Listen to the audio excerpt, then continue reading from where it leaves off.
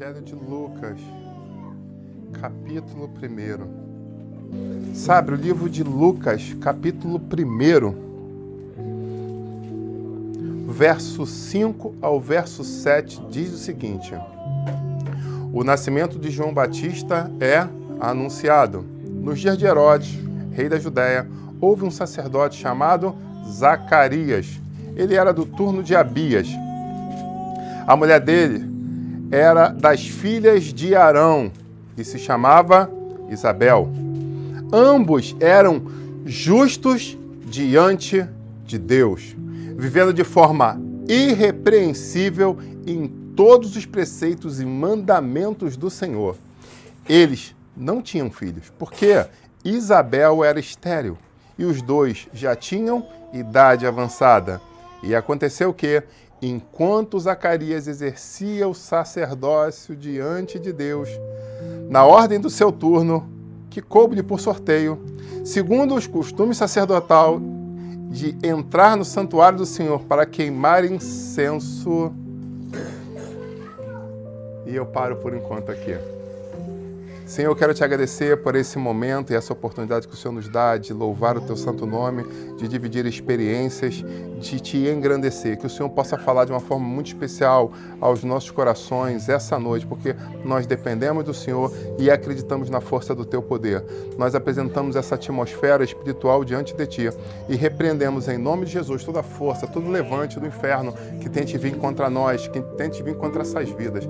Que haja libertação nas mentes, que haja fluir do teu santo Espírito, em nome de Jesus. Eu, em especial, quero me apresentar diante de ti, pedir armadura espiritual para que nada do inimigo venha prosperar contra a minha vida, em nome de Jesus. Amém. Podeis assentar. Glória a Deus. Eu começo a ministração dessa noite e eu quero que o microfone esteja para a banda de lá, que eu quero ouvir vozes hoje. Larissa, segura aí, por gentileza. Na hora de falar, só lembra de ligar. Amém? E o estudo dessa noite fala do início da história na visão de Lucas. A gente já falou aqui sobre a questão do início em Mateus, sobre o porquê que ele coloca daquela forma para que houvesse o quê? Uma verificação por parte dos judeus. Agora Lucas traz uma outra abordagem. Lucas escuta a história. Lucas não era participante da história, então ele faz o quê? Ele, como um homem culto, como médico que era, ele faz uma entrevista àqueles que ali estavam, aqueles de primeira geração que tiveram com Jesus, e diante das entrevistas que ele colheu, ele pôde escrever, visto que ele era letrado, então ele escreveu e trouxe a reflexão nesse evangelho tão rico em detalhes que ele é. E eu começo nessa riqueza de detalhes, nesse capítulo 1, chamando você a refletir em quê? Eu começo chamando a refletir sobre um texto que eu dividi com a igreja nesse dia. E foi interessante, porque duas pessoas chegaram para mim e falaram o seguinte: pastor, que palavra dura aquela. E eu queria abrir aqui, primeiramente perguntando, quem achou aquela palavra que foi postada hoje dura? Por gentileza, levante a mão para me saber. Levante a mão. Não. Depende, João Batista. E aí? Vocês acharam dura aquela palavra? Divide para mim aí. Pastor, eu não li ainda. Então tá lá, ó. A reflexão que me veio essa manhã: é lamentável segurar uma lâmpada para os outros e ainda andar nas trevas. Falar a verdade não basta. Nós precisamos andar nela. E eu pergunto, essa é uma palavra dura? Sim ou não? De que vale ganhar o mundo inteiro e perder a sua alma? Na verdade, isso aqui é o parafrasear de um versículo. Que versículo é esse? Pode você falar, fala. Que vale ganhar o mundo inteiro e perder a sua Perder alma. a sua alma. Isso, na verdade, é um versículo bíblico parafraseado, né? Trazido na outra roupagem. E Lamentável para quem? é uma reflexão muito grande que o Espírito Santo trouxe ao meu coração, e eu começo, né, porque está dentro do contexto do que a gente vai ver essa noite, sobre que tipo de igreja nós estamos vivendo e que tipo de igreja nós estamos fazendo. Que tipo de igreja nós estamos vivendo E que tipo de igreja nós estamos fazendo? Essa é a primeira pergunta que eu vou deixar aberta. Pode falar. Eu vou até mais além. Jesus, ele falou que naquele dia muitos chegarão e falarão: Senhor, em teu nome expulsei demônios, em teu nome, né, falei em línguas, em teu nome profetizei. Então, você pode fazer a obra do Senhor no nome dele. Você pode ganhar pessoas para o reino e não entrar. Tá lá. Jesus falou. Em teu nome eu alcancei, em teu nome eu fiz, em teu nome eu aconteci. Então, Mas é o Deus de amor? É isso que não é o Deus de amor? Quer dizer, você está carregando, mas está em trevas. Você está carregando Isso é possível? Sim, é possível. Porque a palavra, ela não volta vazia. O poder de Deus, ele é poder independente de você. A máxima é, a palavra que você prega, ela não serve para salvar você, ela serve para salvar as outras pessoas. Mas a palavra que você prega, ela pode voltar contra você se você não. Sim. É interessante que eu tenha... conhecem para condenação. Eu tenho a história de um rapaz, né? Não era um amigo íntimo, mas era um bom colega, por assim dizer, que era da Assembleia de Deus. E ele, um dia me contou uma história rindo, porque ele achou aquilo engraçado. E ele contando a história rindo, achando engraçado, e eu parando, eu me segurando para não chorar diante dele, né? E ele era evangelista na Assembleia de Deus, na época ele tinha um título de evangelista, e era um grande evangelista. Porque às vezes essa questão se confunde. Algumas igrejas colocam o título de evangelista como auxiliar do pastor, e nós, como um ministério apostólico, entendemos que existem 5 ministérios. E eu posso dizer que ele era evangelista, traduzindo. Ele de fato era, e deram um título para ele dentro da eclésia que encaixava perfeitamente no chamado dele. Ele abria a boca, você via literalmente pessoas refletindo sobre a sua vida, muitas vezes vidas sendo transformadas, mas... Exatamente, evangelista não é um pastor menor, né, como um preparo de não estágio, né, mas tudo bem, eu não estou aqui para julgar doutrinas, eu estou aqui para refletir sobre o que a Bíblia diz. Hoje é um culto de estudo e a Bíblia me diz isso, então, porque ela me diz, eu posso dividir com vocês com maior tranquilidade. Mas se quiser abrir um link de diálogo, é só me passar um zap que a gente conversa sobre isso. Pois bem, esse rapaz, muito conhecido no campo, na qual não vou citar o campo da Assembleia, era um campo grande aqui no Rio de Janeiro, na época, nos anos 90, e num dado momento ele se desviou, né? Aí você pergunta, ele deixou de amar a Deus? Não, ele começou a amar mais as mulheres. Esse foi a queda dele, né? Ele conheceu uma mulher que virou a cabeça dele e... Ele está literalmente discípulo de Salomão. Então ele experimentou coisas novas e aí ele se chafurdou neste mundo. Mas num dado momento ele foi visitar num lugar aqui no Rio de Janeiro, né, alguns amigos dele, né, foi visitar uma família de uma grande amiga dele e chegou lá no sábado, de tarde, já final da tarde, não sei quando chegou tal, mas só que as pessoas não sabiam o que tinha acontecido, né? Qual era o último estado dele, por assim dizer, né? E ele chegou ali, as pessoas receberam ele com aquela carinha, aquele amor, e ele ficou tão constrangido que ele não conseguiu demonstrar para aquelas pessoas que ele não era mais o mesmo. E ele manteve o personagem, botou o personagem e continuou ali e tal. E ele falou que está se sentindo muito bem naquele ambiente. Mas ele pensando, ele me contando isso, não é julgamento, ele contou essa história. Eu estava de serviço com ele no quartel e ele me contou, sentado, contou essa história antes da janta. Até isso eu lembro, foi no final de tarde. E ele falou, rapaz, o pessoal ali falando e tal, e rapaz, eu comecei a me lembrar como é que era, eu confesso a você que eu gostei daquele ambiente, gostei de ser lembrado como o evangelista, só que aí veio o checkmate. Eu falei, o que aconteceu? Eu já, né? O que aconteceu? Ele, meu amigo, já foi dando 7 horas, aí o pai da menina, da minha amiga, chegou e falou assim, não, você está nos dando a honra da visita, hoje é culto na igreja de jovens e você é o pregador da noite. Aí ele coçou a cabeça e ele falou assim, e agora? Como é que eu saio? Não, amém, glória a Deus, tal, vamos embora para a igreja. Aí ele, se conserta. Calma, por isso que um conta um rio, o outro chorava. E eu era o que chorava. E ele falou que foi lá e chegou lá e ele, caramba, cara, eu tô desfiadaço. Prostituição até o talo. Temor no pé, né? Escola de samba, o negócio tava... Ele foi que foi, mas entrou no samba, ele, caramba, eu tô no samba, cara, eu tô dentro da igreja de novo aqui, cara, e o fogo caindo na igreja, aquela... Falei, cara, primeiro medo, né, que vem. Vou ser revelado, vou discutir nada, vou passar uma vergonha, né?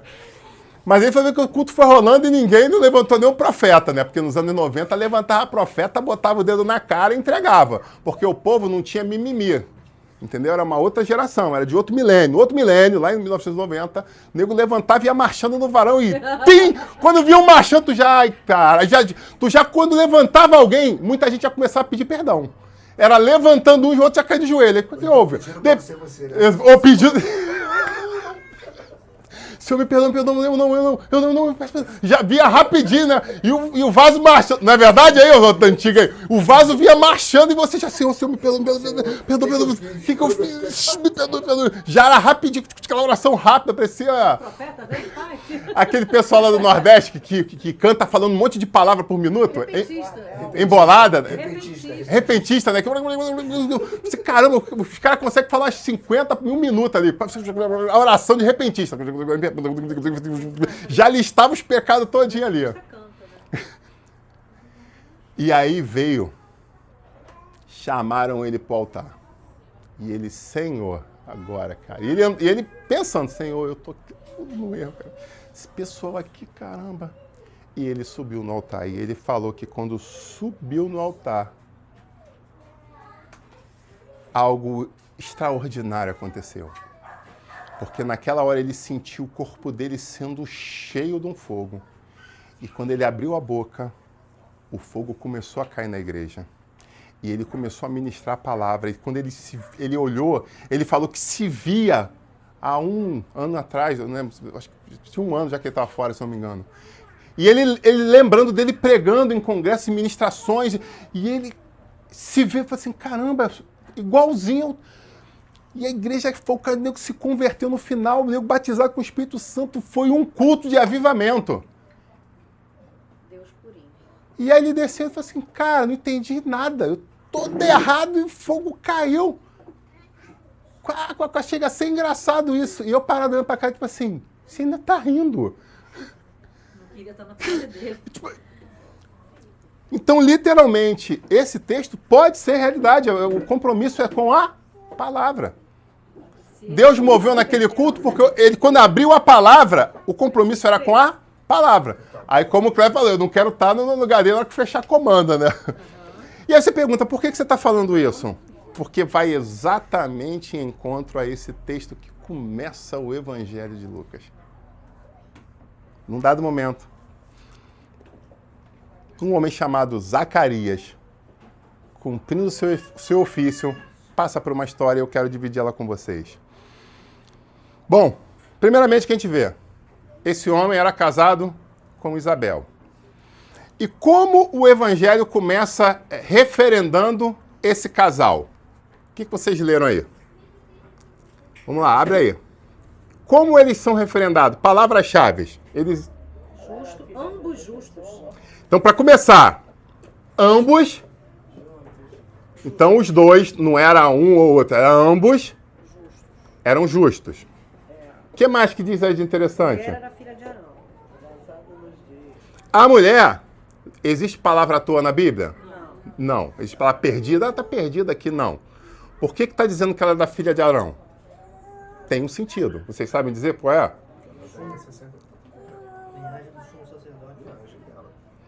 Ela era, entre aspas, me permita assim, de pedigree. Por que você diz? Por que isso está escrito aqui? Então vamos agora ao contexto histórico da coisa. Quem eram os levitas? A pergunta que eu faço para você. Quem eram os levitas na Bíblia Sagrada? Pergunto eu para a igreja. Podem falar, por gentileza, aí. Quem eram os levitas? Levitas eram aquelas pessoas que trabalhavam, ou posso dizer, assistiam. Mas é somente isso? Quem eram os levitas? Detalhe, ele já foi na característica dos levitas. Eram um povo, uma galera, uma trupe que não tinha território próprio. Então, se eles não tinham território próprio, quer dizer que eles eram o quê? Aí vamos mais um passo acima. Característica, então, se eles não tinham tribo própria. Quem tinha território próprio? Quem tinha território próprio em Israel? As outras o quê? Tribos, perfeito. Então, quantas tribos tinham? 12 tribos. Porém, os levitas tinham uma característica. Qual era ela? Não tinham território. Eles não receberam herança territorial. Por que eles não tinham herança territorial? Porque a herança deles era o Senhor. E aí, o que essa tribo que não tinha local próprio para morar, o que essa tribo tinha que fazer? Então, eles eram o quê? Eles eram dispersados entre todas as tribos, teriam o quê? Levitas. Por quê? Qual era a função do levita? Assistir, conforme ela falou. Agora, vamos ao outro detalhe. O que mais que a gente tem sobre essa questão de Isabel, esposa de Zacarias? Ela era o quê? Filha de Arão. Filha de Arão, era da descendência de Arão. Mas Arão era o quê? Sacerdote, então ambos eram levitas. Então Arão era sacerdote. Tá, sacerdote, ok. Mas ele fazia parte de que contexto? De que tribo? Eles estavam relacionados ao quê? A tribo dos levitas. Mais ainda, você falou, Arão, aí alguém falou, mas Arão tinha um detalhe a mais do sacerdócio. Que para ser o quê? Sumo sacerdote, tinha que ser o quê? Da linhagem dele. Então, tranquilo? Estamos construindo aí a ponte? Então, tem a linhagem de Arão, tem os levitas. E aí eu pergunto, os filhos de Arão eram levitas? Sim ou não? Sim. Sim, os filhos de Arão eram levitas também. Exatamente. Todos os Corrarim, que eram os sacerdotes, eram tradicionalmente considerados levitas. Mas nem todos os levitas eram o quê? Corrarim, eram sacerdotes. Entenderam isso? Ok? Então, eles assistiam, mas só que entre aqueles que assistiam, tinha um grupo específico que exercia uma outra função dentre as funções que você tinha levíticas, que era a função sacerdotal. E dentre os que exerciam função sacerdotal, um era escolhido por vez para exercer a função de sumo sacerdote. Então, ok. Construímos até aí? Beleza. Só que tinha um detalhe. Os homens que nasciam ali eram sacerdotes, mas tinham aqueles de linhagem pura. Quem eram considerados de linhagem pura? Que casavam com mulheres. Meu da Deus do céu, eu tenho linhagem orgulho dessa de mulher, cara. Meu Deus. Puxa, maneira essa mulher, né, cara? Eu guardo ela. Isso fala aqui. Exatamente. Por isso que no texto que você está lendo aí em Lucas, que é um cara médico, é um cara detalhista, coloca isso aí. Por quê? Não coloca solto. É para mostrar que, quando está falando desse casal, está falando de um casal de linhagem. Um casal que tinha pedigree, um casal diferenciado.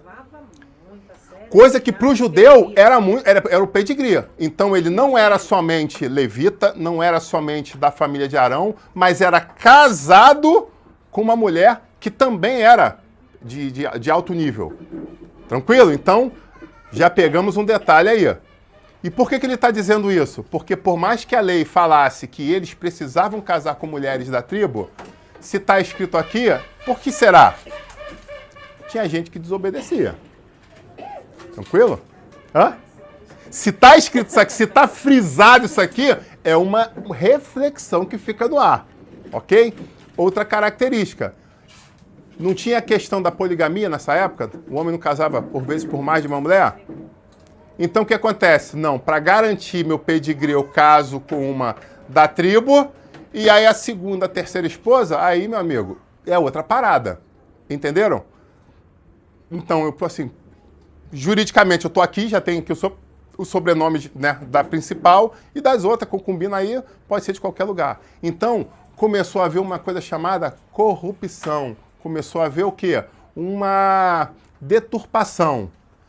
E aí eu pergunto para vocês que estudaram nas semanas anteriores, nesse momento de Jesus, quem exercia a função de sacerdote em Israel? Que partido político exercia a função de sacerdote? E aí? Acabei de dar aula disso aí há umas 2, 3 semanas atrás, gente. Pelo amor de Deus. E aí, quem é que exercia a função sacerdotal? Era o partido de quê? Dos saduceus. Aquele que é assim com Roma. Quem é que recebia o título? Quem é que estava alinhado com Roma? Para poder fazer a função no templo? Era os saduceus. Tanto que na época do Império Romano começou o quê? O sumo sacerdote tinha que ser por indicação de Roma. Não é isso? Tal virou a deturpação. Então vocês entendem que existiam um nicho de homens que assistiam no templo porque tinham pedigree? Sim. Mas quer dizer que todos esses homens que tinham pedigree tinham origem? Tinham essência? E aí vem a reflexão. Então tinha gente que estava ali, meu amigo, literalmente por indicação. Por quem ir, né? Por quem indica. Então, quem exercia alguns papéis específicos era por indicação de Roma. E aí, por que ele começa dizendo isso? Porque entre esse grande grupo que a gente está falando de filhos de Arão, existia um casal que fazia diferença. E a Bíblia Sagrada começa o Evangelho, antes mesmo de contar a história de Jesus, contando a história dessa família. Eu acho que isso é relevante? Pergunto eu para vocês. Eu acho que é relevante. E é por isso que essa noite eu parei, me debrucei sobre isso para dividir com vocês. Porque é uma história muito linda, que vai encaixar perfeitamente com a história das nossas vidas hoje. Amém, igreja? Então vamos lá, o que ele fala? Eles viviam irrepreensivelmente. Por que está escrito isso? Porque tinha muita gente do sacerdócio que havia se corrompido. Então, eles não, eles se manteram irrepreensíveis. Em quê? Em todos os mandamentos e preceitos do Senhor. Traduzindo, eles literalmente viviam uma vida de testemunho. Obediência. Eles eram obedientes, viviam uma vida de retidão e davam testemunho público disso. E é por isso que eu botei essa passagem para a gente refletir. Eles literalmente, muitos desses sacerdotes saduceus tinham a lâmpada nas mãos, mas não iluminavam o caminho deles mesmos. Eles levavam pessoas. Eles mostravam um caminho para a pessoa, mas eles mesmos não viviam. Tá entendendo agora o porquê que eu botei isso? E Jesus fala isso lá na frente. Sim. É interessante, hoje conversando com a minha esposa, né? Que uma coisa interessante. Jesus não bateu pra caramba nos fariseus? O que a Bíblia fala pra gente sobre o pai que ama? Eita, isso vê agora, fresquinha do céu. O que Deus fala dos filhos que ele ama? Corrige quem ama. O pai corrige quem quer. Quem? Quem ama. Jesus batia nos saduceus? Eita. Porque ele nem... Quando a conversa era com eles, era rasteira. Nos fariseus ele batia. Nunca ouvi ninguém falando isso. Até mesmo correção, né? Porque ele batia em... Assim ou não assim. Porque eles chegaram a um ponto de humanismo tal que eles não acreditavam em nada, não acreditavam. E aí Paulo, quando Paulo é julgado, é uma coisa extraordinária que a Bíblia Sagrada nos mostra, quando Paulo é levado diante do Sinédrio, ele literalmente faz que nem tropa de elite, ele puxa o pilho da granada e joga pro alto, meu amigo. E aí foi um tal de Neu correndo para...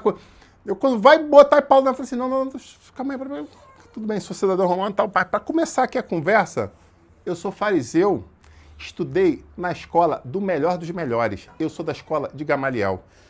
Liga para Gamaliel aí e pergunta quem é Paulo. Quem é Saulo?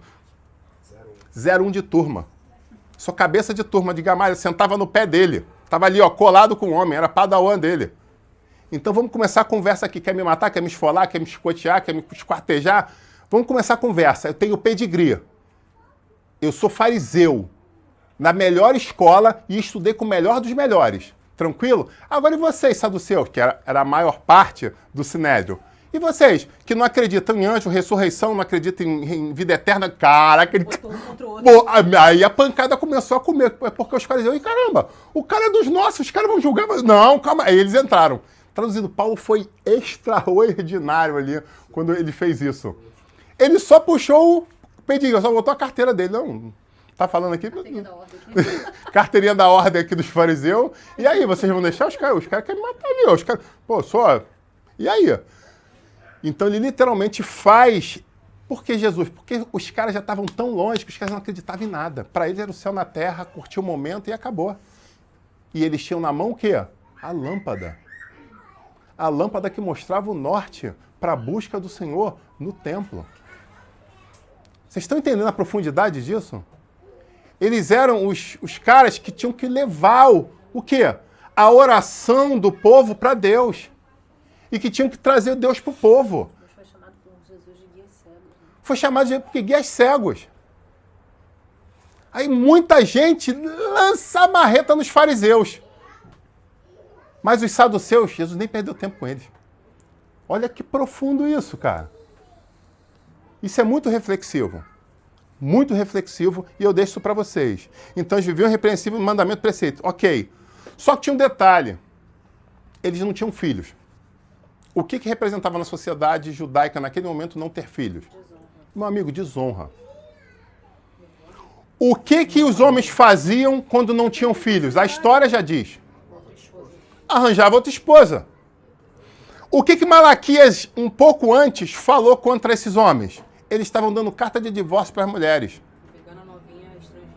Exatamente, pegando a novinha estrangeira. Não, porque isso aqui é para suscitar herança, não é porque eu quero não, entendeu? Pô, é só para suscitar herança. E aí Malaquias vai lá e É aquele caso, explica, mas não justifica. explica, mas não justifica. E ele Mas não se manteve fiel com a coroa dele. Olha que profundidade. Então já vai a primeira reflexão aí, profunda. Por mais que outros achavam desonra, eles se mantinham fiéis e se mantinham juntos. Por mais que não houvesse os filhos para suscitar herança. Então já fica a reflexão aí. Ok. O que mais que a gente tem de interessante aí? O texto vai falar sobre... Ele estava escalado para exercer algo. E eu queria falar sobre isso. Ele fazia parte da ordem de Abias. O que é essa ordem de Abias? Pergunto eu a você. O que é a ordem de Abias? O que é isso aí? Vamos ver se valeu a pena sair de casa para vir aqui. Como diz minha esposa, o interessante é quando você vem para uma aula para aprender algo, não para ouvir o mais do mesmo. Então, eu estou buscando para vocês aqui, né, todos esses anos de consagração, entrega e busca, é para poder trazer alguma coisa diferente. O que é a ordem de Abias? Pergunto eu para vocês. Porque está escrito no texto. E a gente não sabe o que significa. Pois eu vou dizer, vai lá, se você for lá em 1 Crônicas, o capítulo 24. O que acontece lá em 1 Crônicas 24? Davi tinha um sonho. Qual era o sonho de Davi? Construir um templo. O sonho de Davi era construir um templo? O sonho de Davi era construir um templo? Era isso, Érica? Era isso aí, ô Duda? O sonho de Davi era construir um templo? Puxa um pouco na memória aí. Qual era o sonho de Davi? Era que Deus tivesse a sua própria casa. Então, o sonho de Davi não era que construir pura e simplesmente um templo. O que Davi falou foi, como eu posso morar num palácio e o Senhor morar em tendas? Olha que profundo isso. Então, quando ele olha as bênçãos que ele recebeu como rei, ele fala, não, tem alguma coisa errada, cara. Como é que eu moro num palácio e a gente cultua o Senhor em tenda? Tá errado, não tá certo isso. Porque o meu Deus é um Deus poderoso, tão maravilhoso, tão grande, tão importante para mim, que eu quero construir algo muito maior do que o meu próprio palácio para ele. Então não se resumia em construir um templo. Era muito mais que isso. Era o quê? Dar honra ao Senhor. Porque ele entendia o seguinte, se eu sou um grande rei, poderoso, rico, tenho um palácio, pô, meu Deus merece algo melhor do que o meu palácio. Então, na visão arquitetônica dele, né, de construir... Hã? Ele que me deu tudo. Ele que me deu tudo, então ele tem que ter melhor do que eu. Não pode isso, tá errado. E aí começa o sonho dele de construir isso. Mas ele entende, na movimentação da arca, que história que ele tem primeiramente na movimentação da arca, quando ele pensa em trazer de volta a arca para casa? Que ele não podia quebrar as regras que já tinham feito a Moisés, que era só os levitas que podiam tocar na arca. Então, primeiramente, ele vê, na primeira incursão dele, a coisa dá errada, a gente acaba morta. E ele fica arrasado com aquilo. Deus Pô, determinou algumas regras. caramba, eu quis trazer a Arca do Senhor de volta para casa, para Jerusalém, e o cara foi tentar ajudar ali o carro de boi, e só de botar a mão ele morreu. Caramba, cara, eu matei aquele cara. Eu fico imaginando. Cara guerreiro de selva, já tinha matado muita gente, mas era um inocente. Ele falou assim, pô, agora esse aí não merecia morrer, na visão dele. Pô, eu só estava tentando ajudar, e o que aconteceu? Então foi o seguinte, vamos reunir o meu GC, meu grupo de... para tentar entender o que está acontecendo. E aí levanta os papiros e vão descobrir o quê? Que existia um procedimento para mexer com a glória de Deus. Olha que profundo isso, hein? Não era de qualquer jeito. Não era qualquer um que se chegava e colocava a mão na glória de Deus. Eu vou dar uma pausa aqui e vou no Evangelho da Graça. Jesus fala que hoje qualquer um pode botar a mão, entre aspas, na arca. Mas calma aí. Não. A pergunta foi bem clara. Qualquer um pode, sim ou não? Não. Qualquer um pode, sim ou não? Qualquer um pode. Qualquer um pode. Porque ele rasgou o véu e deu livre acesso. Concordam comigo? Aí entra o que você falou. Qualquer um pode. Aí, mas a pergunta profunda é essa. Mas de qualquer maneira, não. Conseguiram entender isso? O acesso foi aberto. Eu hoje posso ir na Disneylândia? Posso. Eu posso ir na Disneylândia. Mas quer dizer que vai acabar o culto e eu vou chegar lá? Não. Porque para começar, se eu quiser ir na Disney, eu preciso de quê? Depende do ponto de vista, né? Um vai falar assim, pô, eu preciso de passaporte. Mas o cara que tem passaporte vai falar que precisa de quê? De visto. Hoje em dia precisa do visto da vacina também. Cartão de vacinação. Ainda tem gente que precisa de cartão de vacinação. Mas isso para alguns é problema. Mas para outros já vai falar o quê? Eu preciso de quê para ir lá? Fala aí, Felipe. Dinheiro. Porque quem tem dinheiro não está preocupado com visto. Olha só que profundidade isso aí. O outro tá abonado, tá bem na fita? Não, eu preciso de visto. Meu problema é o visto. A Júlia já pensou aqui no inglês. Ela precisa do inglês. A Júlia já olhou numa outra reflexão. Eu preciso do inglês. Vocês estão entendendo que existem várias fases que precisam ser cumpridas para poder alcançar esse sonho específico? Muitas pessoas hoje estão se perdendo por causa disso. Porque não entendem o que Jesus, com a graça, nos trouxe. Ele nos trouxe livre acesso. Mas não quer dizer que eu tenho livre acesso e eu tenho um sonho, que eu estalo o dedo e esse sonho está cumprido. Eu preciso cumprir etapas. Aí eu pauso aqui, volto lá em Davi, para poder explicar exatamente o que está acontecendo aqui na ordem de Abias. Olha que profundo isso, hein? Isso aqui é um seminário teológico. Isso aqui não é uma aula de escola dominical. E aí o que acontece? Ele entendeu ali, quando ele tentou fazer a coisa da melhor forma possível, cheio de boa vontade, morreu inocente. Ele, caramba, o que aconteceu? Vamos lá conversar não, senhor Davi? Tem uma parada que tem que seguir aqui, uns preceitos, umas paradas e tal. Beleza, vamos seguir, mas só que tem um detalhe a mais. Não é só isso. Tem um grupo específico que pode meter a mão nisso. Então, para começar, manda esse povo se consagrar. Eu não quero mais inocente morrendo, não. Então, olha só. Quem tinha o pedigree para fazer isso, naquela época, já não podia fazer de qualquer forma. Não bastava assim, não, meu sobrenome é Vieira. Abre as portas aí que eu sou Vieira. Vou passar porque eu sou Vieira. Não, tá, ele é um senhor Vieira. Pode entrar aqui, por gentileza, fica à vontade. Caramba, me lembrei de uma coisa triste, meu Deus do céu, cara. Jesus, pastores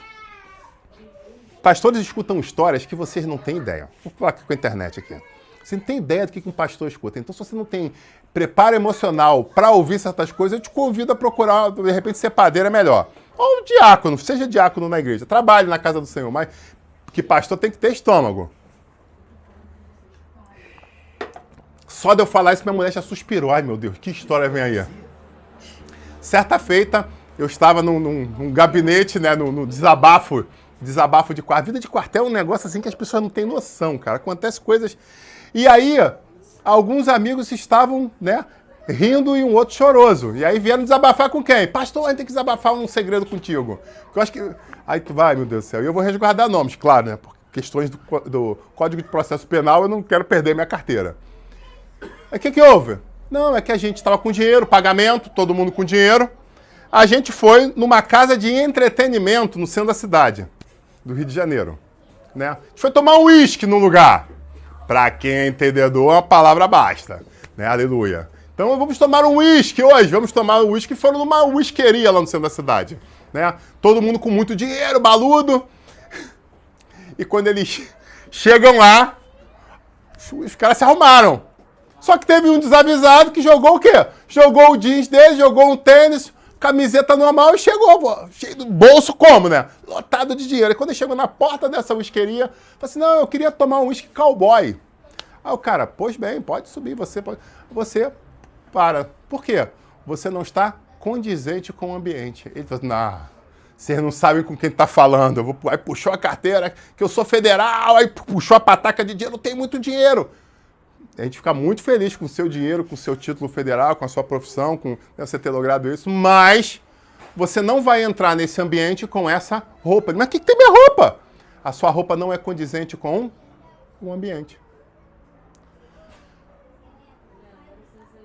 E é lógico que aí foram desabafar com o pastor, né? E eu tive que ouvir essa história, estou dividindo com vocês hoje, né? Do cara que foi barrado na casa de entretenimento porque a sua veste não era condizente. Mas nós, servos do Deus Altíssimo, achamos que podemos fazer as coisas de qualquer jeito. Nem lá fora os ímpios permitem as coisas de qualquer jeito. Olha que profundo isso. E nós... Mas tudo bem, voltando aqui. Então Davi faz essa organização, e aí arruma as coisas, arruma a casa, vê quem tem pedigree, entre aspas, escolheu quem tem da linhagem, beleza? Todo mundo da linhagem, beleza? Se consagra, beleza, se consagrou. Agora vamos fazer o seguinte, tem muita gente, esse negócio, pô, vai dar confusão, porque tem muita gente, eu não quero ser injusto. Então o que a gente vai fazer? A gente vai dividir por ordens, é o que está lá em primeira Crônicas, você vai ver lá, depois você pode abrir o 24 ali, até o 10. Então ele começa lá, que ele fez a separação. Aí vem a primeira ordem, a segunda ordem, até a 24ª ordem. Abias, a família de Abias, era o quê? A 8ª ordem. Tranquilo? Então, Zacarias fazia parte da 8ª ordem. Aí você pergunta, o que isso significa? Você vai entender, quando você entender, você vai dar glória a Deus, eu tenho certeza disso. Pô, mas era muita gente dentro de cada ordem, mesmo assim. Então eu precisava o quê? Organizar dentro de cada ordem. Só que isso era para assistir no templo de Jerusalém. Então tinha gente em todo o território, perfeito? Então várias tribos, tinha levita em todas as tribos, né? Do norte ao sul de Israel, oeste a leste. E tinha que ir em Jerusalém para cumprir o quê? Para cumprir missão. O que houve de organização? Cada um das ordens vai o quê? Vai cumprir uma semana de missão em Jerusalém, no templo. Então vocês vão dividir essas 24 em uma semana. E aí eu pergunto você que é bom de matemática, de quantos em quantos meses a ordem era escolhida para estar lá no templo? 24. Cada mês, 4 semanas. 6. Então, a cada 6 meses, você trabalhava uma semana no templo de Jerusalém. É lógico que tinham 3 exceções. Quais eram as exceções que todos os sacerdotes iam para nas festas de romagem? Quais eram elas? Pentecostes, na Páscoa e em tabernáculos, exatamente. Nesses 3 momentos, todo mundo ia para lá, porque era muita... Imagina, a nação inteira indo lá ofertar, sacrificar, fazer... Então precisava de muita gente para trabalhar. Mas durante o ano, né, pressão ali 12/8, tudo normal, era uma semana de escala para cada turno. E aí você imagina que dentro do turno tinha o quê? Uma cabeçada escalada. Então o que eles faziam? Eles lançavam sorte santa para o quê? Para cada um dentro desse set, o que cada um vai fazer. Então cumpria, né, fazia a escala de serviço ali de cada ele. Só que era por sorte. E o que acontece? Normalmente, uma vez na vida, alguém de uma ordem podia cumprir uma função específica. Que função era essa? Entrar no Santo dos Santos? Sim ou não? Só o sumo sacerdote. Só tinha um que podia entrar no Santo dos Santos, que era o sumo sacerdote. Então não é o Santo dos Santos. Qual era a função mais importante, fora essa que somente o sacerdote podia, e ele podia fazer isso de quanto tempo? Uma vez por ano. Que ele espiava o pecado pela nação. Ok? Então os pecados da nação eram espiados uma vez por ano. Então eles faziam a semana da purificação e depois ele fazia essa entrada lá. Tranquilo? Naquele esquema que você já sabe, né? Amarrado de corda, porque se entrasse em pecado já ficava por lá mesmo. Então eles tinham que arrastar o corpo para fora. Tranquilo? Na corda. Puxar o defunto na corda. Então ele também se consagrava. Não era só se consagra aí que eu tô aqui vendo televisão comendo pipoca. Não. Ele se consagrava também. Tranquilo? Para poder adentrar. Beleza? Então não é o Santo dos Santos, porque esse aí é só o sumo sacerdote. A gente está falando da linhagem de Arão, então a gente está falando dos sacerdotes. Então qual era a função mais importante para os sacerdotes, fora essa que era específica do sumo sacerdote? Então uma vez por ano eles podiam chegar diante do altar de incensos e entregar os incensos ao Senhor. Essa, uma vez na vida, então, era a coisa mais honrosa que eles podiam fazer dentro da tribo de Arão, aqueles que eram sacerdotes. Então, uma vez na vida, eles tinham a oportunidade de chegar aonde? No lugar santo, não é no Santo dos Santos, é no lugar santo, era antes da cortina, que era o véu que Jesus falou que rasgou. Então, ele podia chegar literalmente diante do véu, ficava o altar de incenso. Olha que profundo isso. Se você pegar uma foto depois do tabernáculo, você vai ver isso. Então, lá dentro tinha a Arca da Aliança. O último utensílio antes. Então, era o mais perto que um filho de Deus podia chegar do lugar santíssimo. Uau, que fantástico! Então, eu tinha uma tribo que tinha o direito de assistir no templo. Dentro dessa tribo, você trabalhava uma semana a cada 6 meses, especificamente no seu turno, e lá lançava-se sorte, e uma vez na vida, diante de tanta gente que era, tanto que se você fosse, depois você já era, não pode nem repetir, porque senão outros, né, tem gente que... Tanto que ele foi ser escolhido, ele já era o quê? Idoso.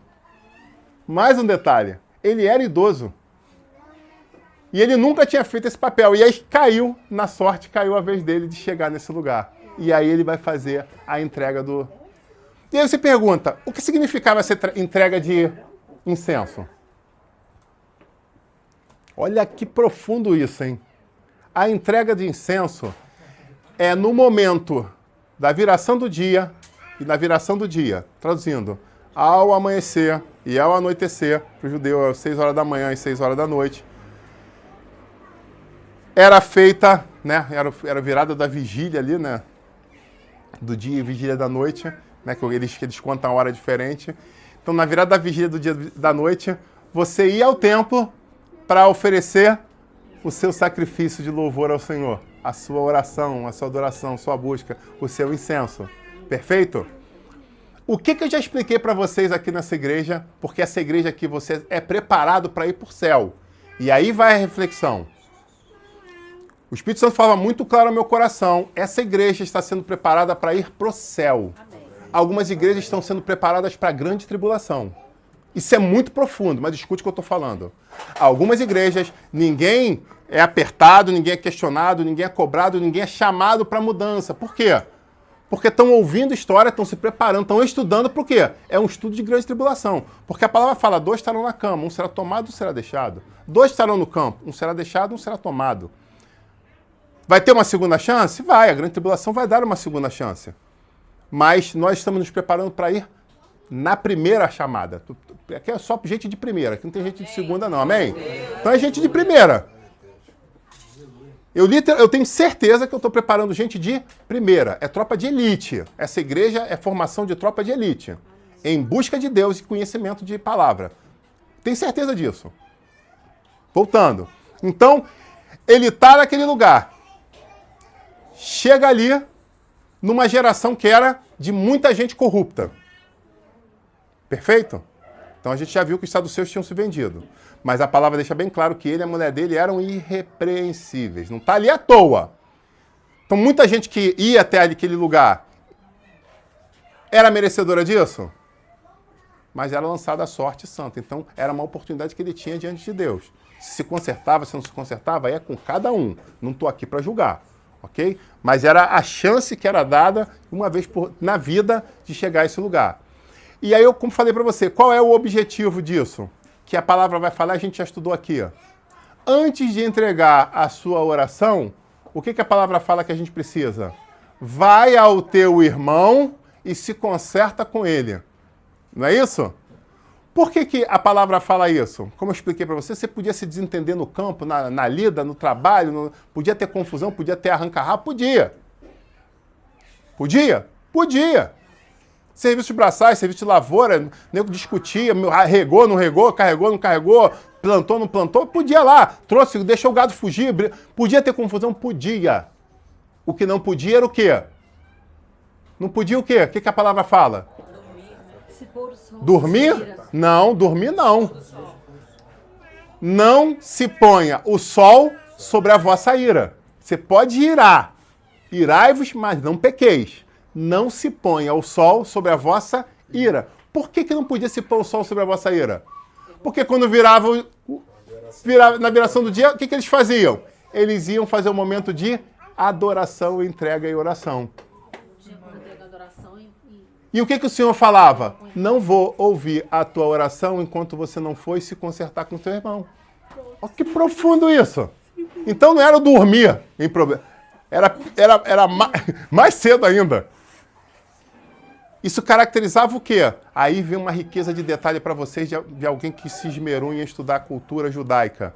Qual é a beleza disso? É uma coisa que eu, infelizmente, na minha família vi muitas vezes acontecer, mas a gente não tinha conhecimento, né? Que eu vou dizer para vocês nunca mais cometerem. Espírito de culpa, aí perde a pessoa morre. Não, mais que isso. Quem aqui já sentou à mesa para ter DR? No almoço ou na janta? Quem aqui a família já fez isso? Sentar à mesa, botar comida, não sei o que, não. Agora vamos começar aqui o fight na mesa. Lavação de roupa suja. Quem fez não aqui, levanta a mão e dá glória a Deus. Porque tem muita família, tem outras que vão falar, não, minha família nunca aconteceu, porque a gente não sentava à mesa. Pô, ajuda aí, né? Também. A família nunca sentou à mesa, então não tinha bate-boca na mesa, não sentava na mesa. Então muitas famílias sentavam à mesa para o quê? Na hora da mesa, lavar, como a gente usava na gíria, né? Lavar a roupa suja. Trazer à baila os problemas, às vezes até comia. Depois que comia, meu amigo, e a má digestão era sinistra, né? E aí começava os bate-bocas em família. O que o judeu fazia? Na viração do dia que não se põe o sol sobre a vossa ira. Por quê? Primeiro, você tem que ir ao templo.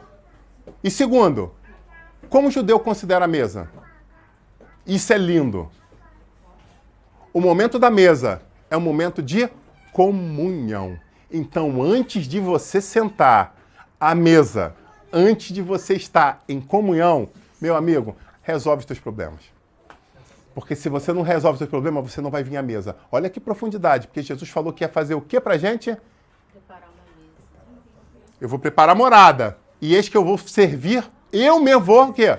Servir uma mesa. Como é que eu vou sentar nessa mesa de Jesus se o próprio costume do povo de Jesus já ensinava que antes... Oh, meu Deus do céu, vou até dar uma parada aqui e beber uma água. Profunda, hein? É para você dar uma pensada enquanto eu bebo água.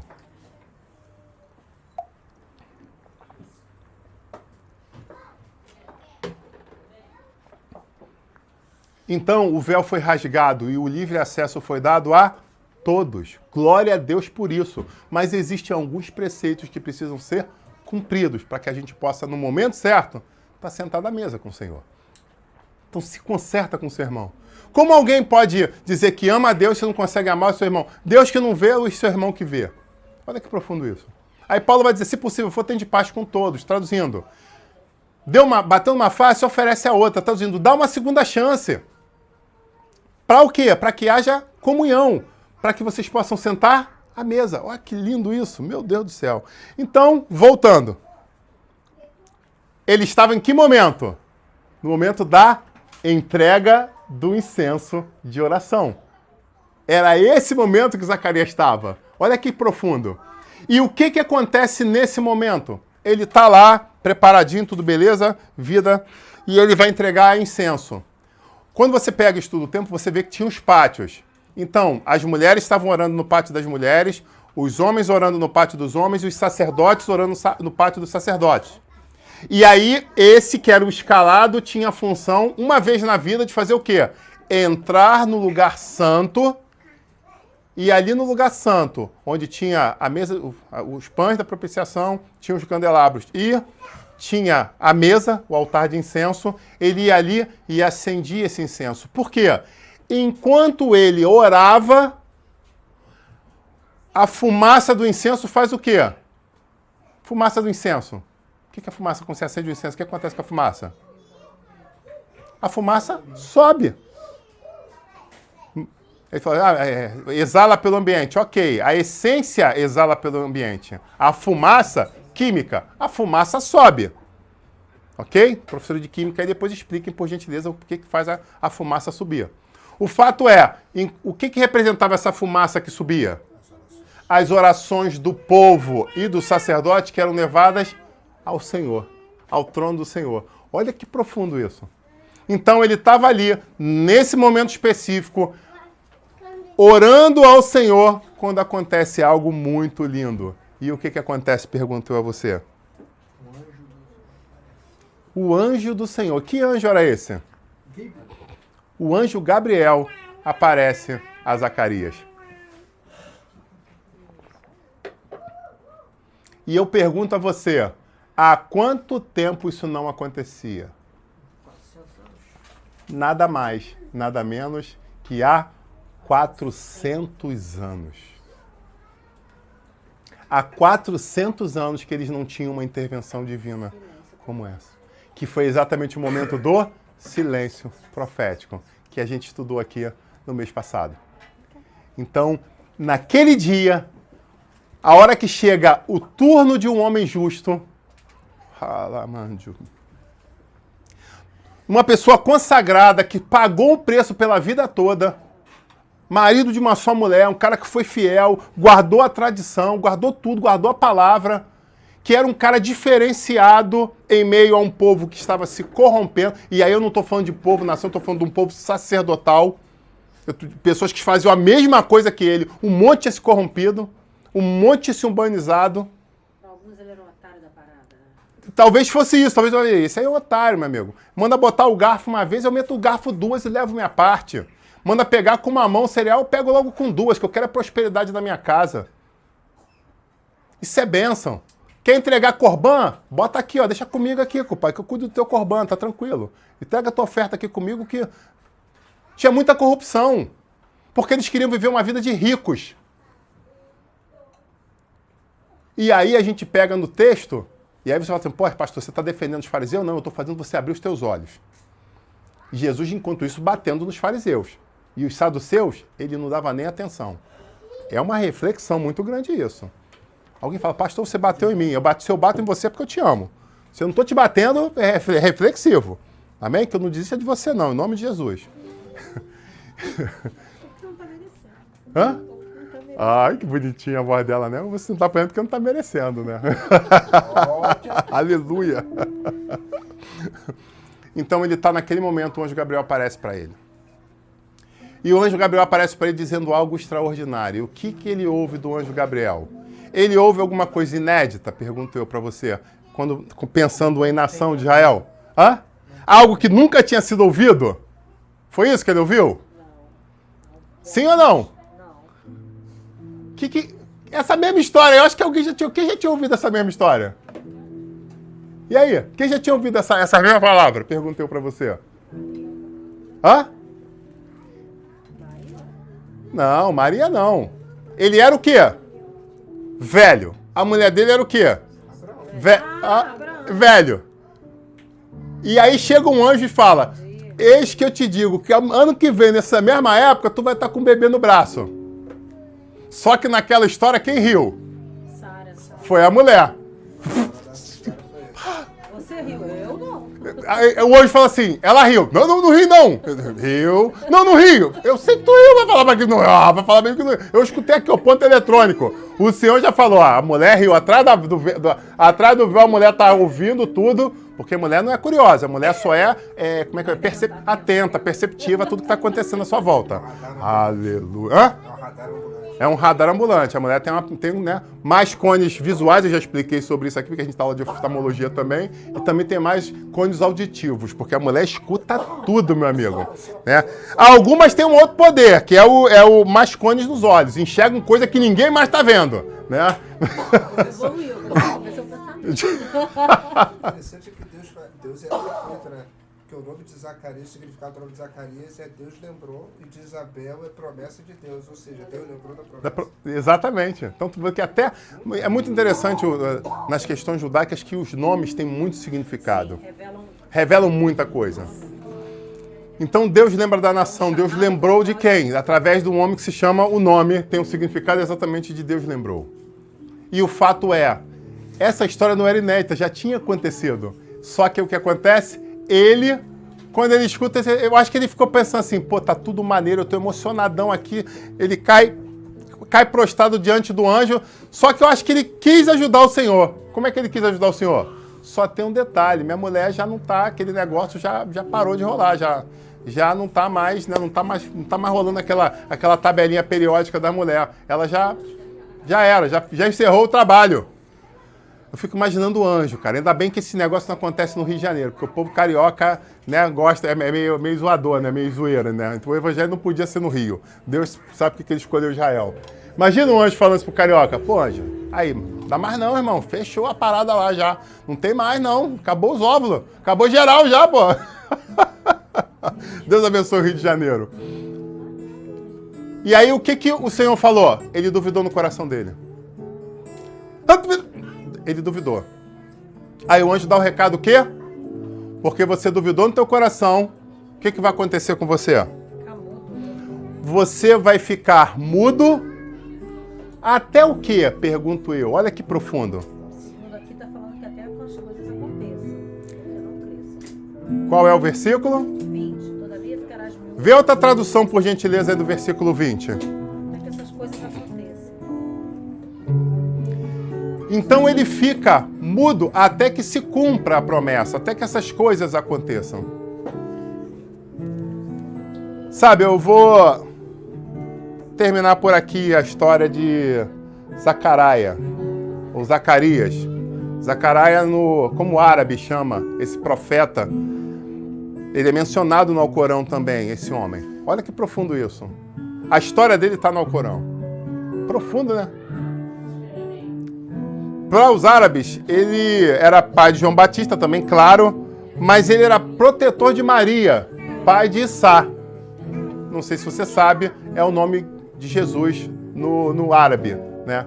Que é um grande profeta. Então ele se coloca como protetor de Maria. Olha que profundo.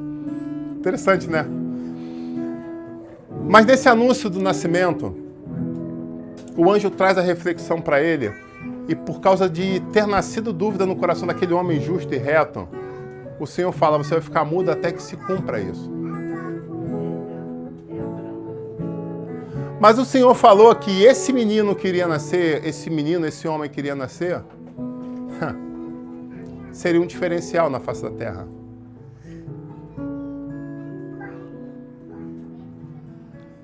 E entre outras coisas, como você bem trouxe aqui, na cultura deles, o nome tinha muito significado.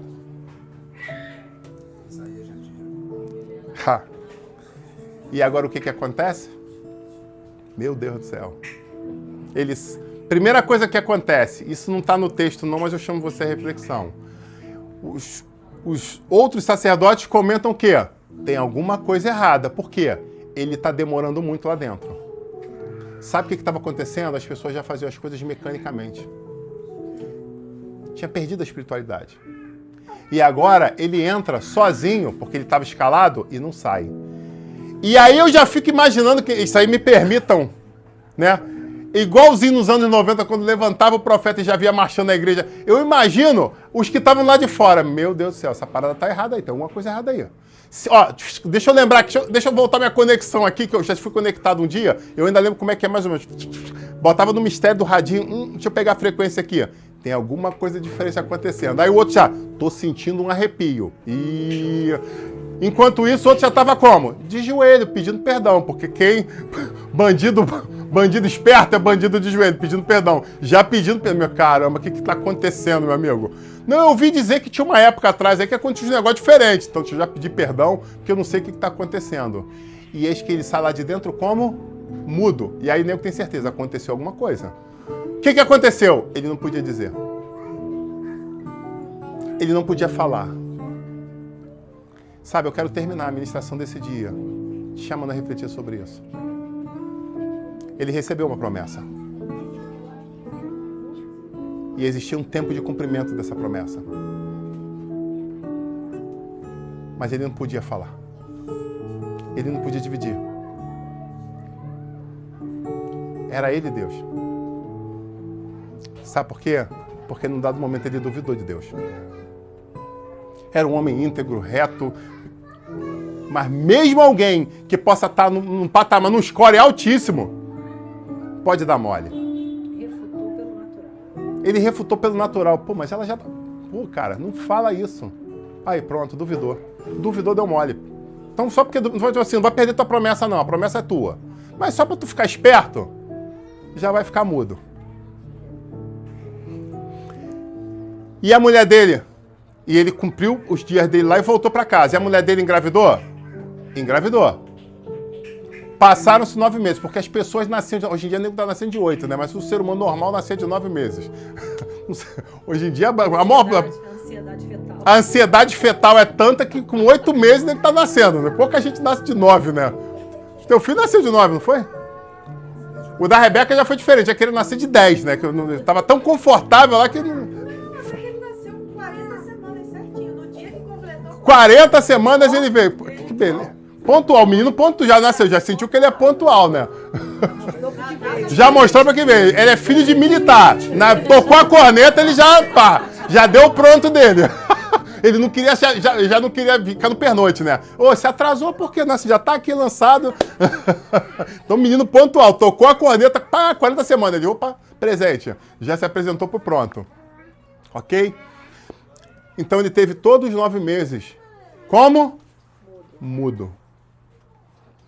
E aí a criança nasceu. E eu pergunto, qual era a cultura, na cultura hebraica desse momento?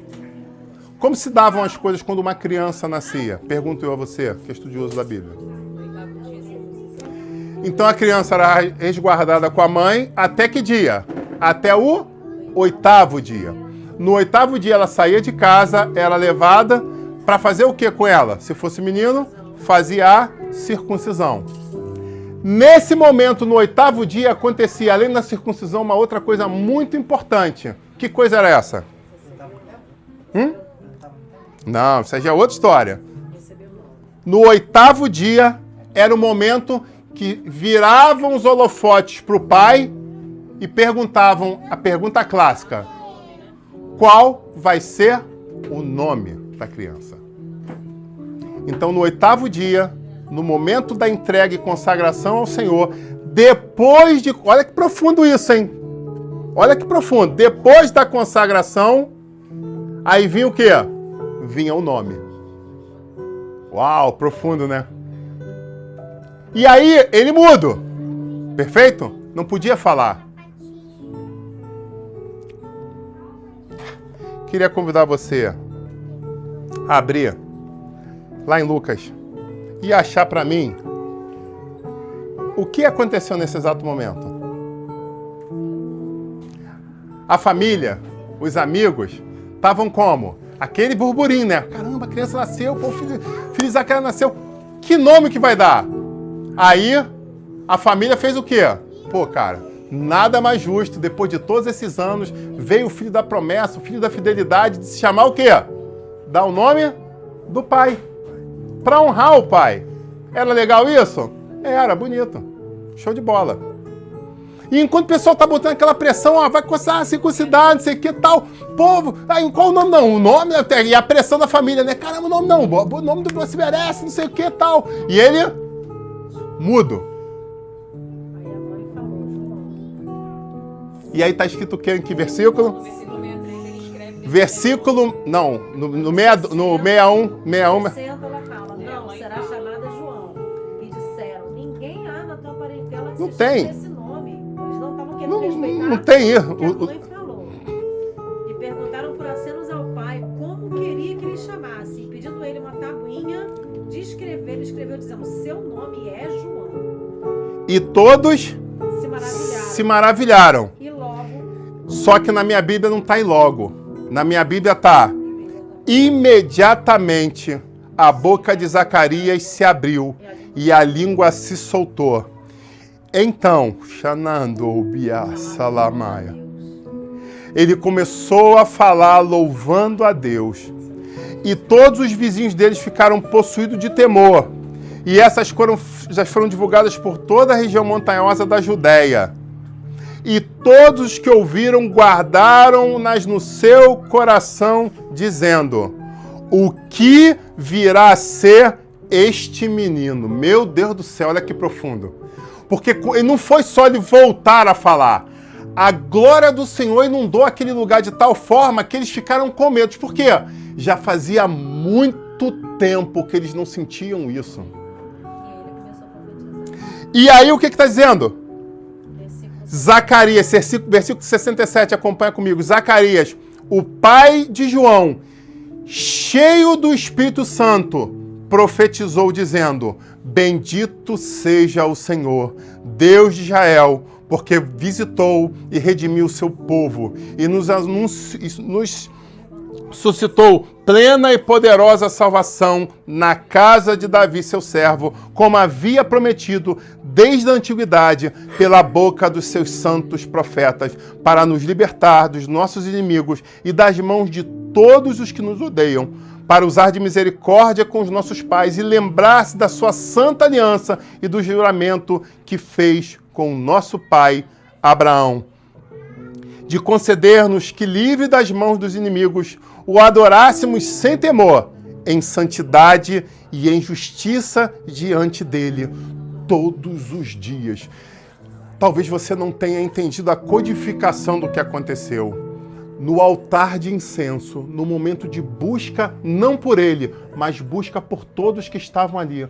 Quando ele entrega a vida dele, ele deixou tudo, deixou família, deixou tudo. E ele foi para aquele lugar.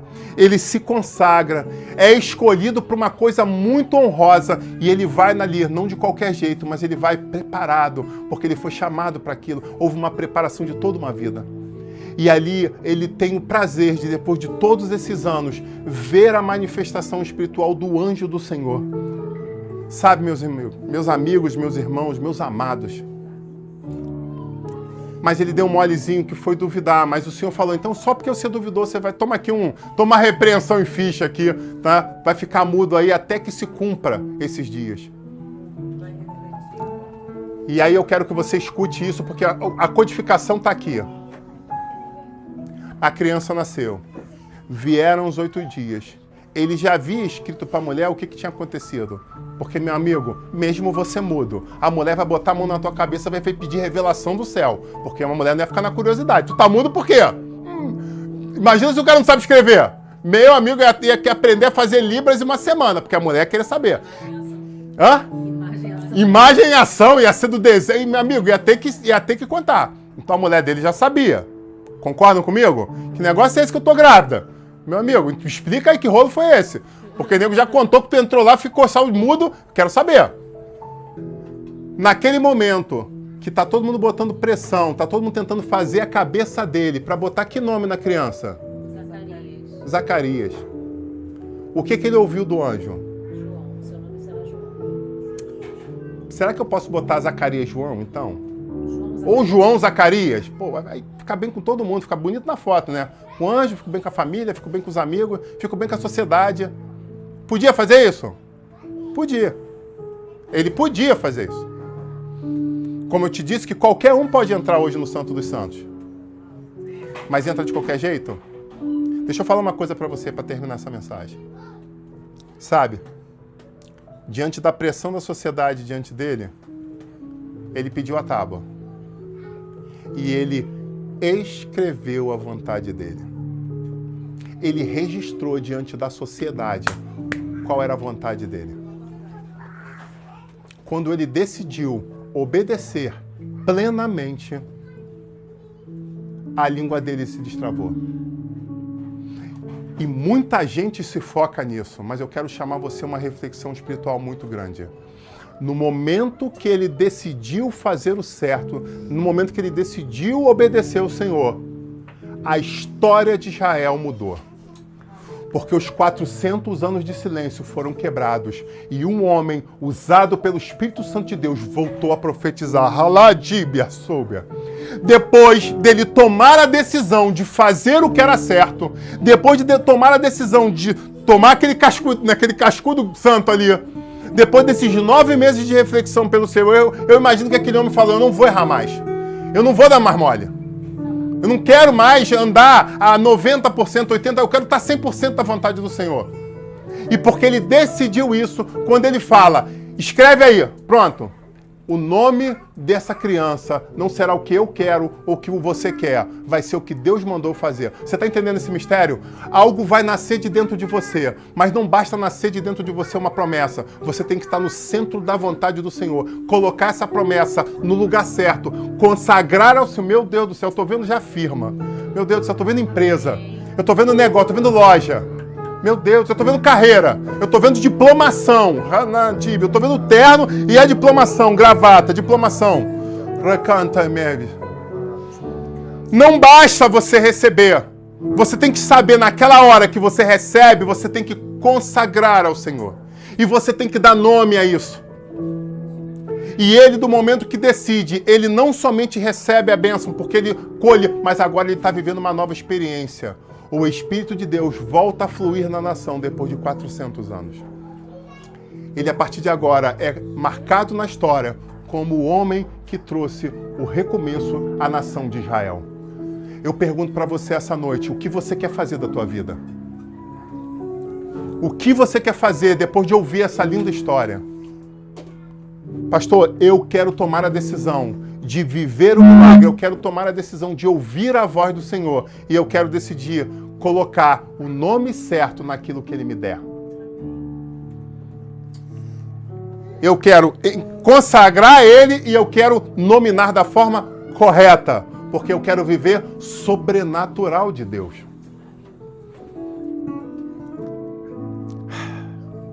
A gente termina por aqui. Essa noite termina por aqui. E agora eu pergunto, você está entendendo por que eu coloquei aquela reflexão no grupo da igreja hoje? Muitos sacerdotes tinham a lâmpada na mão. Muitos sacerdotes faziam a oração, a entrega, a consagração. Muitos se entregavam, se mostravam ao povo, é por aqui que vocês precisam seguir. Mas na verdade eles estavam cegos. Então eu te digo, não basta você mostrar caminho. Você precisa conduzir pessoas. E o Senhor fala que em nome de Jesus haverá grandes condutores de pessoas pelo caminho correto. Nesse lugar haverá celeiro de homens e mulheres que se moverão de uma forma extraordinária, onde serão norteadores. Mas entenda bem, porque quando eu estou falando norteadores, eu estou lembrando da vida militar. Você que é mais antigo, você lembra de tropas correndo pela rua? Pois bem, alguns estados ainda fazem isso. E aqui você vê aquele monte de homem correndo, mas sempre na frente de toda a tropa tem o quê? Tem um homem chamado guia. Tem um que corre à frente da tropa, não é assim? Tem sempre um correndo na frente, que é aquele que mostra a direção e o compasso. Não é isso? Que em nome de Jesus existam muitos guias. Não guias cegos, mas guias que sabem exatamente aonde ir, como ir e na velocidade correta. Amém, igreja? Queria te convidar a se colocar de pé em nome de Jesus.